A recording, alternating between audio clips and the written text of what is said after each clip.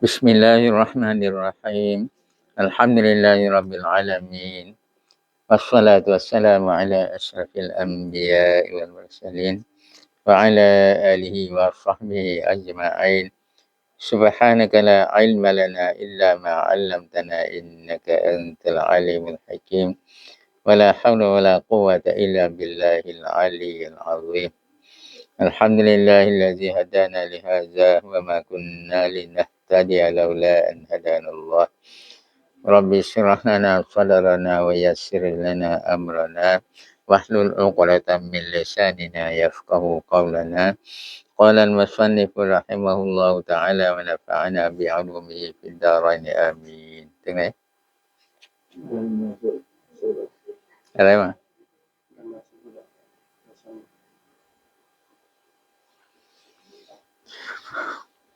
Bismillahirrahmanirrahim. Dan masuk pula musannif menyatakan bahagi yang kedua iaitu yang mustahil atas Allah Taala. Kan mas? nah. แล้วmusannifข่าวไปแล้ว menyatakan bahagi yang kedua เข้าไปอธิบายหรือว่าชี้แจงแบ่งที่2หรือว่าประเภทที่2ประเภทที่2 iaitu ประเภทที่2นั้น bahagi yang kedua ni yang mustahil atas Allah Taala คือสิ่งที่ mustahil บน Allah Taala สิ่งที่ว่าปัญญาของเราไม่ยอมรับว่าจะยังที่ Allah สิ่งที่ไม่จริงว่าจะยังที่ Allah dengan katanya ke masuk dengan katanya ni takluk pada masuk maksudnya kauไป dengan katanya kata musannif dua musannif kawa wa mimma yastahilu fi haqqihi ta'ala 20 sifatan wa mimma yastahilu fi haqqihi ta'ala 20 sifatan wa hiya abdadul 20 al-ula وهي أبداد 20 الأولى artinya หมายความว่านี่Waalaikumsalam แปลคำว่ามิมมาอิสฮิลูนแปลมลาอยู่ลาวเกิดเรียนภาษาอาหรับถึงพวกแปลมลาอยู่ลาวห้ามไม่รู้ฟังที่ว่าเราต้องแปลไทยลาวแสดงว่าเราเรียนทั้งภาษาไม่ธรรมดาแหละ3ภาษาไม่ได้2ภาษาก่อนไทยก็ไม่ใช่รู้ฟังแต่ได้พวกก็แรงซับตะคิดเสร็จเลยแหละพอมันลาอยู่ลาวก็นั่นแหละartinya แปลคำว่าwa mimma yastahilu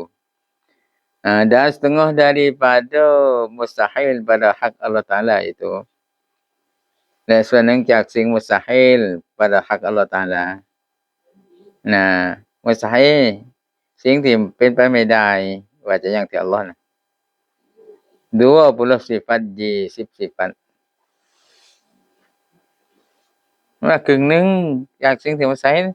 20 sifat นี้แสดงว่ามากแล้วไม่ใช่20 sifat นี้หรอกอันนี้บอกครึ่งนึงอันนี้ของวาญิบให้เรารู้ให้เราบอกได้แล้วที่จริงมาก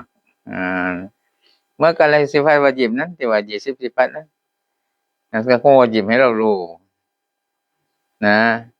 ของนอกเหนือจากนั้นก็สิฟัตวาญิบแล้วเหมือนกันแต่ว่าถ้าเรานำไม่ได้อะไรก็เขาไม่ต้องรักในเฮานั่นแหละอันนี้ส่วนหนึ่งจากสิ่งมุสตาฮิล pada hak Allah Taala 20 sifat 20 sifat dan iaitu 20 sifat 20 sifat นี่เรียกว่ามุสตาฮิล pada hak Allah นั่นแหละและคือว่าสิ่งมุสตาฮิล pada hak Allah เรียกว่า20 sifat ของมุสตาฮิลsegala lawan bagi 20 sifat yang pertama ทั้งหมดคู่สู้ทั้งหมดคู่ตรงกันข้ามกับ20 sifat ที่1 20สิฟัตของวาญิบละวันของ20สิฟัตที่วาญิบนั้นนะ20สิฟัตเหมือนกันแต่เป็นสิ่งมุสตาฮิลสิ่งที่สติปัญญาไม่ของเราไม่ยอมรับนะ maka inilah bagi yang kedua ni sifat mustahil dia ni 20 sifat mustahil nan bahagi yang kedua bankที่2 nah setengah daripada barang yang wajib atas setiap mukallaf mengenal akan dia akan barang nah ส่วนหนึ่งจากสิ่งที่วาญิบบนทุกคนมุคัลลัฟจะต้องรู้กับมันกับสิ่งนั้นแต่ว่าของวาญิบตั้ง20ก็ต้องรู้ของมุสตาฮิลตั้ง20ก็ต้องรู้วาญิบนะนะไม่รู้นั้นอันตรายแล้วของวาญิบnah dan yaitu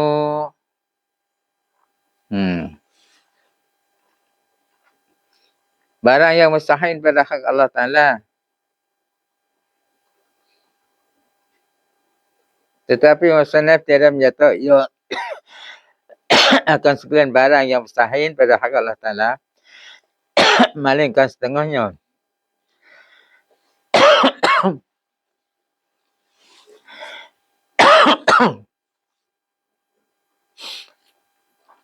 nah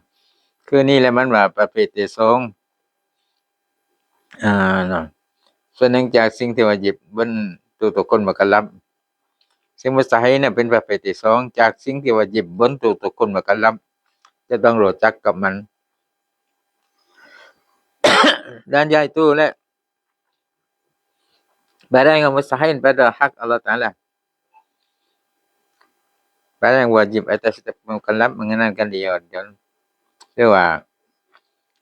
bagi yang kedua diaว่าsetengah daripada barang yang wajib atas setiap mukallaf yaitu barang yang mustahil pada hak Allah Taala คือสิ่งที่มุสตาฮิลสิ่งที่ไม่จริงสิ่งที่สติปัญญาไม่ยอมรับที่อัลเลาะห์ตะอาลา tetapi musannaf tiada menyatakan ya musannafไม่ได้อธิบายไม่ได้บอก akan sekalian barang yang mustahil pada hak Allah Taala กับทั้งหมดสิ่งที่มุสตาฮิล pada hak Allah Taala คือในzatของ Allah Taala musannafไม่บอกทั้งหมด malingkan ยกเว้น musannaf บอกนะ setengahnya ส่วนหนึ่งดอกบอกส่วนหนึ่ง dan yaitu yang mustahil atas jalan tafsil juga นั่นก็คือ setengah ที่วาญิบที่musannaf บอกนั่นน่ะส่วนหนึ่งจากของมุสตาฮิลที่วาญิบให้เรารู้นั้นที่musannaf บอกyang mustahil atas jalan tafsil juga คือสิ่ง mustahil บนหนทาง tafsil เท่านั้นหนทางบรรยายได้ว่า1อะไร2อะไรแล้วหนทาง tafsil ของมันคือหนทางอิจมานคือรวบรวมหมดtafsil นี่บอกมาได้เป็น1เป็น1 1นั้น2นั้น3นั้นนั่นแหละmusannafบอกอธิบายหรือบอกให้เรารู้นั้นส่วนหนึ่ง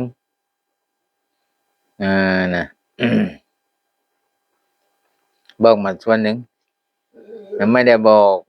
ทั้งหมดคือบอกหนทางตัฟซีรสิ่งมุสตาฮิลบนอัลเลาะห์บนหนทางตัฟซีรนั่นที่มุสannafบอก dan yaitu 20และคือว่าสิ่งมุสตาฮิลบนทางตัฟซีรนี่เดี๋ยวนี้ 20 yang lagi akan datang sebutnya 20 ซึ่งต่อไปข้างหน้าจะท่วงกล่าวsebutnya sebut 20 seperti barang yang isyarat ia bagi yang dipilih itu menjaga สิ่งที่ได้ชี้แนะและmusannaf ได้ชี้แนะ bagi yang dipilih itu sahabสิ่งเล็กเดียวนี่musannaf ชี้แนะ dengan katanya dia kawa dan setengah daripada barang yang mustahil atas Allah itu 20 sifat แต่ส่วนหนึ่งจากสิ่งที่มุสตาฮิลบนอัลเลาะห์20 sifat Sungguhnya telah engkau ketahui bahwa ini dibinakan atas kaul yang berkata dengan sebut ahwal. แต่จริงคุณได้รู้มาแล้วว่านี่ที่ว่าซึ่งว่าสาเหตุ20ซึ่งว่า20ซึ่งว่าสาเหตุ20นี้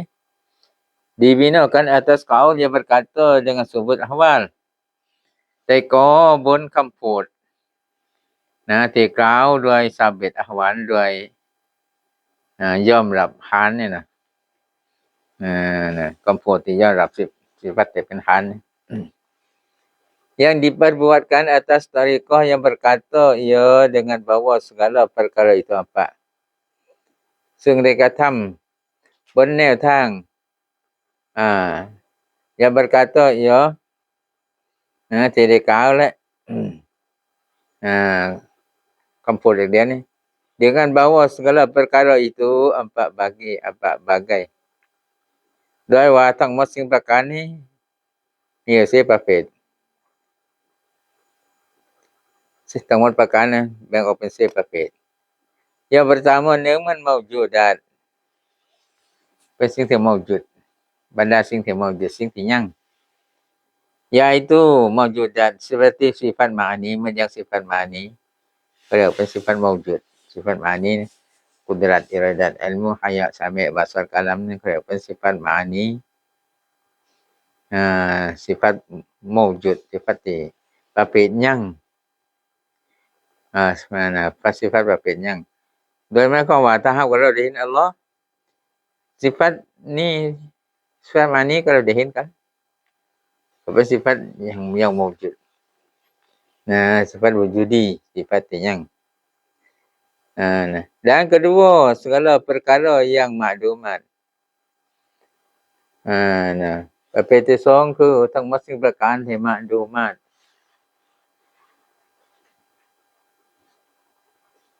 ทั้งหมดสิ่งประการที่ไม่มีตัวตนของมันนั่น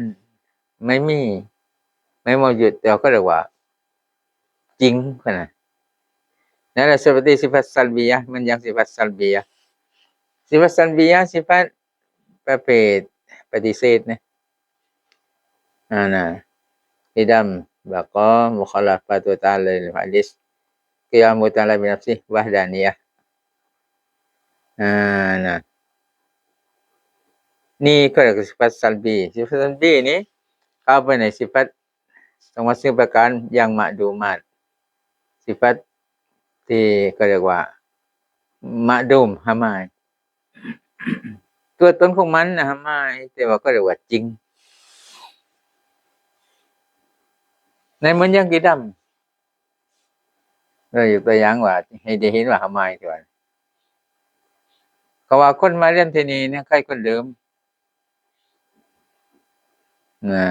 ก็ได้เส้นเลยคนเดิมพอเดี๋ยวได้เส้นมาพอได้เส้นมาเราเห็นไม้เดิมตัวเดิมของได้เส้นเราเห็นไม้ไม่เห็นอะไรเห็นแต่เส้น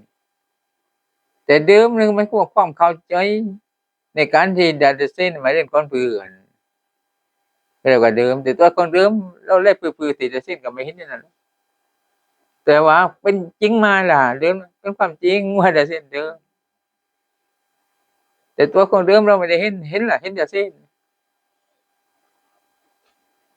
ที่ดำบากอคงยืนแต่เส้นตายเสียไม่ล่ะยังเลยไม่ตายที่นั่นมันคงยืนซาวนนะพอเห็นแต่เส้นมามันท่าวนมันไม่ตายที่นะตัวเราเห็นไม้ตัวท่าวนนะตัวท่าวนเราไม่เห็นเดี๋ยวเราเห็นแต่เส้นเนี่ยเห็นว่าไม่ตายที่นั่นท่าวนนั่นก็เรียกว่าเป็นประเภทหามายสิฟัตประเภทหามายแต่จริงนคอละฟาตูตาลาลิลวาลิสอัลเลาะห์ตะอาลาผิดแปลกกับคงไหมนะถ้า Tuhan buka hijab เราจะเห็นอัลเลาะห์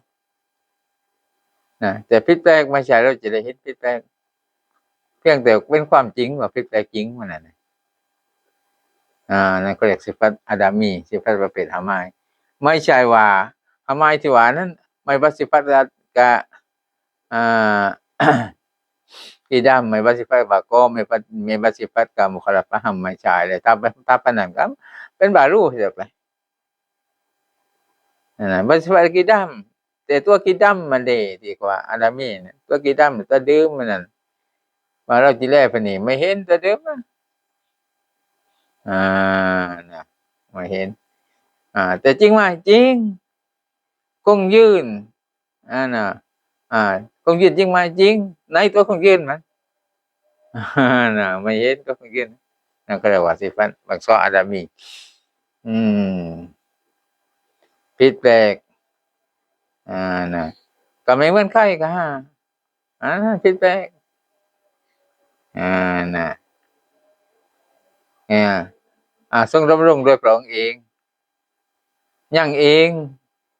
ไม่ต้องกันกับสัตว์ไม่ต้องกันกับผู้สร้างเวลาเราได้เห็นตัวได้เห็นอะไรจริงๆนั้นเราจะไม่ได้เห็นเลยมุคลาฟะนะไม่ใช่เราจะเห็นมุคลาฟะเห็นอัลเลาะห์น่ะ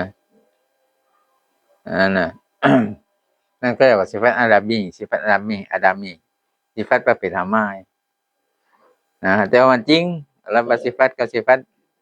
กิดำบะกอมุคลาฟะตุตาลิลิฮะดิษกิยามุฮูบินัฟซิดำรงพระเองวะฮ์ดานียะห์1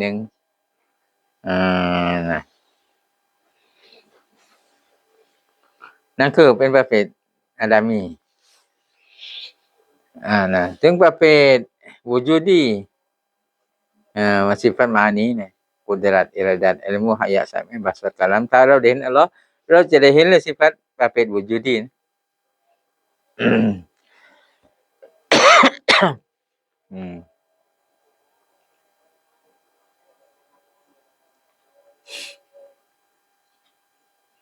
เข้าไปในสิฟัตมาดูมาตสิฟัตซัลบียะห์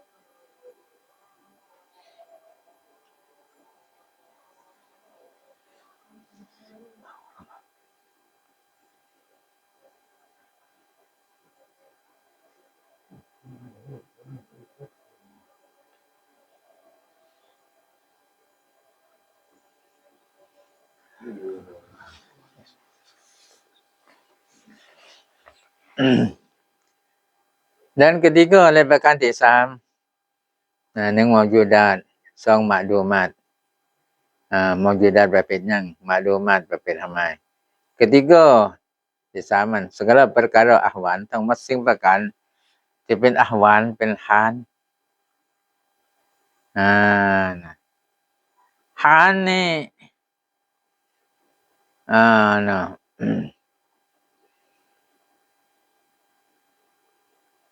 มันเป็นสิฟัตนะแต่ว่าเราจิว่าหามายก็ไม่ใช่เราจะยังก็ไม่เชิงฮ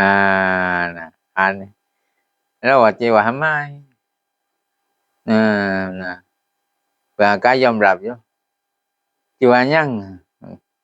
ว่าไม่มีตัวตนนั่นแหละ seperti sifat ma'nawiyah เช่น sifat ma'nawiyah kanu qadiran kanu muridan kanu aliman kanu hayyan kanu sami'an kanu basiran kanu mutakalliman. Này là sa phạt của Allah คือผู้ที่กสผู้ทรงอำนาจสภาพของ Allah คือผู้ทรงเจตนาสภาพของ Allah คือผู้ทรงรู้สภาพของ Allah คือผู้ทรงได้ยินสภาพของ Allah คือผู้ทรงเห็นสภาพของ Allah คือผู้ทรงพูดนั่นคือสิฟัฐานสภาพนั่นแหละทานที่ว่าสภาพหรือว่าลักษณะนั่นเรียกว่าทาน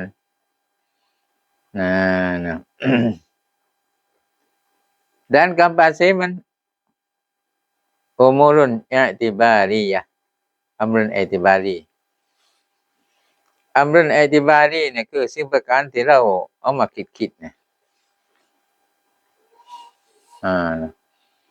yaitu sifat nafsiyah นั่นคือ sifat nafsiyah นั่นมันยังกับเรารู้เรียกว่ารู้มันสิ่งที่เราคิดเด้อตัวตนมันยังไม่รู้หรอก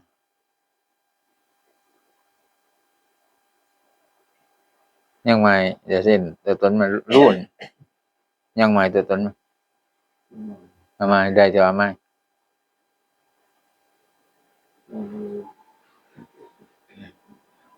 รู้โดยจากตัวตนยังที่ละรู้ตัวตนมาไม่ถ้าว่ายังล่ะผ่อนไม่ได้แต่ตัวตนของรูปเป็นตัวตนทำยังพ้องมันยังแต่ตัวตนมันยังนั้นเราผ่อนไม่ได้ทางรูปเดินมาข้างกับรูปผ่อนไม่ได้ข้างกับรูปจองตัวตนของจองทำไมตัวตนแต่เป็นความเข้าใจนะการที่ทำไมตัวตนนั่นแหละคือจองเลยถ้าหากว่าพนันท่าก็มันมีตัวตนจริงๆมามองจุดมันยังตัวตนจริงๆเราผ่อนไม่ได้เราข้างกับจองรู้ก็เหมือนกันเราจะผ่อนไม่ได้ข้างกับรู้การที่มันไม่มีตัวตนนั่นแหละเป็นความเข้าใจแล้วนี่มันก็เรียกว่ารู้เราเข้าใจแล้วคือการที่มาวงนั่นแหละคือเดี๋ยวเป็นรู้นะการที่วงทำไมเลยถ้าไม่วงล่ะก็ไม่เป็นรู้แล้วตกลงรู้ที่ว่านั้นตัวตนมาไม่ตัวตนมาไม่รู้แต่ตัวตนมันยังล่ะพ้นไม่ได้ไว้ไม่ได้ล่ะข้างก็รู้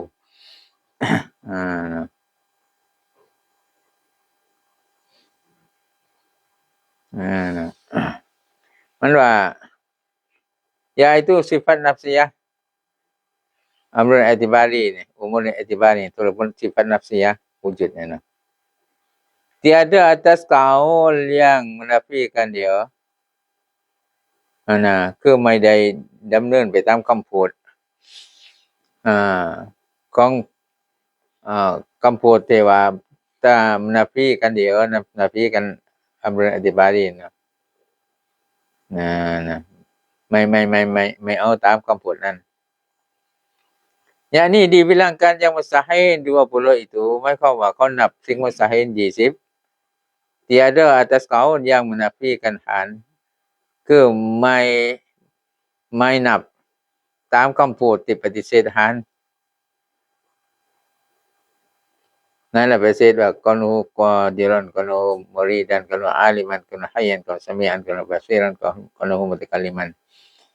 มันปฏิเสธหัน yang diperbuatkan atas tariqah yang berkata ซึ่งได้กระทำบนแนวทางที่กล่าว yang berkata ya tariqah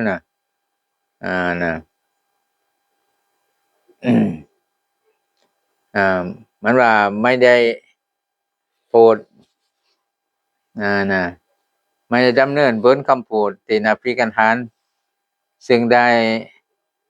ได้ก่อได้กระทำบน tariqah บนแนวทางyang berkata ia tariqah ซึ่งได้กล่าวและแนวทางนั้นนะ dengan bahawa segala perkara itu 3 bagi jua โดยว่าทั้งหมด10ประการนี่มี3ประเภทดอกนะ maka hanyalah dengan ท่านั้นแหละ seperti barang yang telah lalu kenyataannya menjagaสิ่งที่ได้อธิบายมาก่อนแล้วอธิบายผ่านมาแล้ว dan kata musannaf dan yaitu segala lawan bagi sifat 20 yang pertama wallahu a'lam